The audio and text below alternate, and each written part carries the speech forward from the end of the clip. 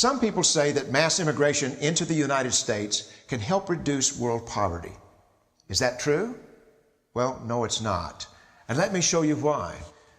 This gumball represents the 1 million legal immigrants that the United States has taken every year on average since 1990. Now, who in the world deserves our humanitarian compassion? The World Bank has one measure of the desperately poor of the world. They make less than $2 a day. And how many people make less than $2 a day in the world? Well, let's start with Africa. In Africa alone, there are 650 million people who make less than $2 a day. 650 million. And in India, another 890 million people, desperately poor. China adds another 480 million people, making less than $2 a day.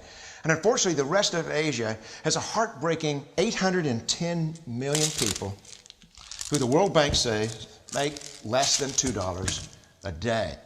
And finally, there's 105 million of Latin America's population that are desperately poor. All told, the World Bank says there are 3 billion people in the world, 3 billion people who are desperately poor, making less than $2 a day. That's 3,000 gumballs. And every year, we take 1 million and suggest that we've somehow made a humanitarian difference. The plurality of people come from Mexico. And Mexico is poor. How many people in the world live in countries that have average incomes lower than that of Mexico? And the World Bank tells us that that number is these 3 billion plus another 2.6 billion people. 5.6 billion people in the world who live in countries with average incomes below that of Mexico. That's 5,600 gumballs. And so what is it that the elites are telling us? They're telling us that when we take this 1 million immigrants, that we somehow or another are tackling world poverty. The impossibility of making even a dent is actually worse than it looks here. Because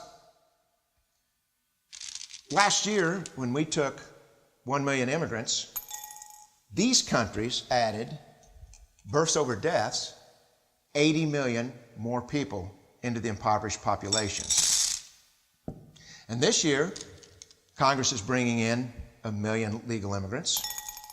And this year, according to the United Nations, these countries are expected to add another 80 million people. And next year, you can be quite sure that Congress, unless stopped by the American voters, will bring in another 1 million immigrants. And these countries, unfortunately, will be adding another 80 million people into these impoverished nations. We could take 5 million a year, but we'd never get ahead of what's happening in these countries. Not in this century. Don't you see? Immigration can never be an effective or significant way to deal with the suffering people of the world.